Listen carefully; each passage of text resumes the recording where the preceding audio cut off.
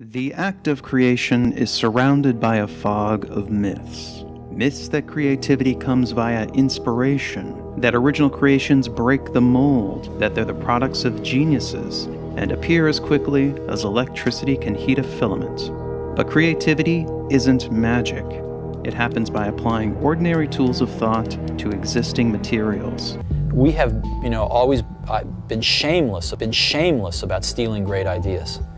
And the soil from which we grow our creations is something we scorn and misunderstand, even though it gives us so much, and that's copying. Going to start by copying, like no matter what you're doing, what you're going to do when you start out is just copy. But put simply, copying is how we learn. We can't introduce anything new until we're fluent in the language of our domain, and we do that through emulation.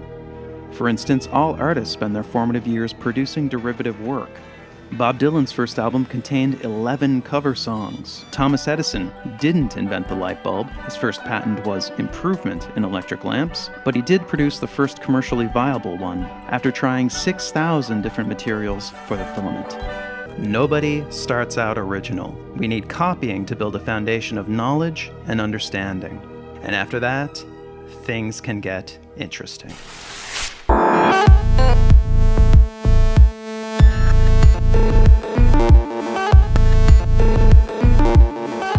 Skills. Memes are copied, transformed, and combined. And the dominant ideas of our time are the memes that spread the most. This is social evolution. Copy, transform, and combine. It's who we are, it's how we live, and of course, it's how we create. With samples, I just sample things all day long. Then I see what works, and to look into a million different things to make something new. Even now, Star Wars endures as a work of impressive imagination, but many of its individual components are as recognizable as the samples in a remix. The internet slowly grew over several decades as networks and protocols merged. It finally hit critical mass in 1991 when Tim Berners-Lee added the World Wide Web. They're not original ideas so much as tipping points in a continuous line of invention by many different people. Culture always builds on the past. For almost our entire history, ideas were free. The works of Shakespeare, Gutenberg, and Rembrandt could be openly copied and built. Law began regulating the way we make and distribute copies of creative works. Copyrights covered media, patents covered inventions. Both aim to encourage the creation and proliferation of new ideas by providing a brief and limited period of exclusivity, a period where no one else could copy your work. Motivating people to create new and original stuff.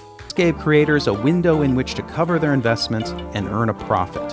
After that, their work entered the public domain, where it could spread far and wide and be freely built upon. What Walt Disney did, better than perhaps anybody else, was to take works that were in the public domain and updated it and made it relevant for our age. Real boys? And it was this that was the goal, a robust public domain, an affordable body of ideas, products, arts, and entertainment available to all. The core belief was in the common good, what would benefit everyone. But the people who owned the culture that we remixed, they represented the past, and they declared war.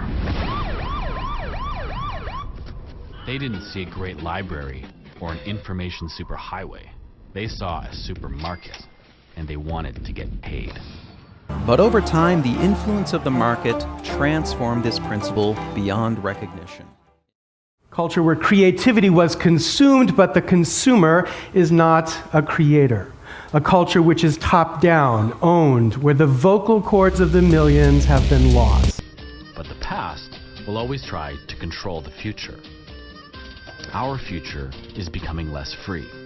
When it came time for the copyright of Disney's early films to expire, they lobbied to have the term of copyright extended. I am in control! I've been in control since the 50s, in case you haven't noticed!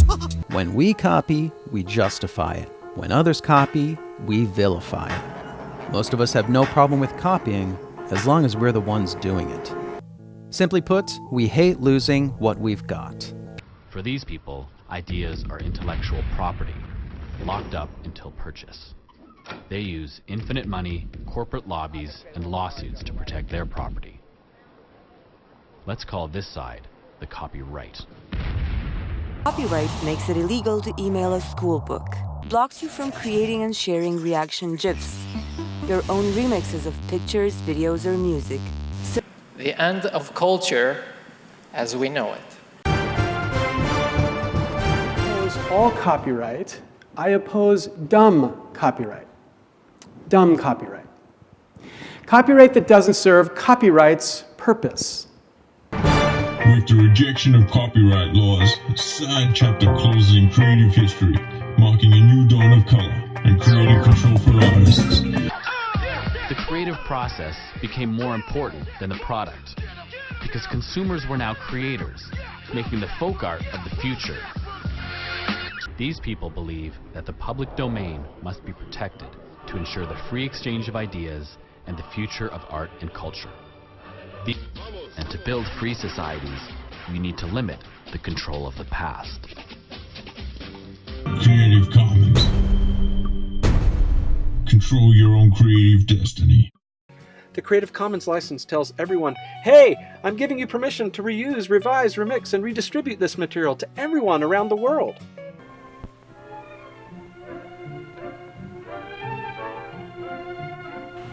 Look, I need that book, and this one too, for an assignment. No, I can't. It's the rule. Look, I need that book. Look, I need... No, I can't. For an assignment, that book. It's the rule. Look, I need...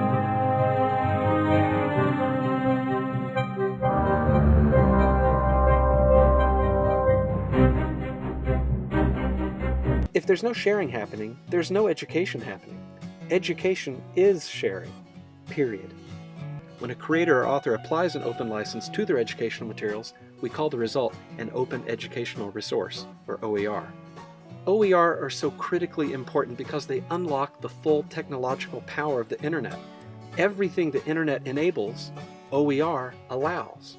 And with open educational resources, for the first time in history, mankind has the potential to truly democratize access to education. And that is why open education matters.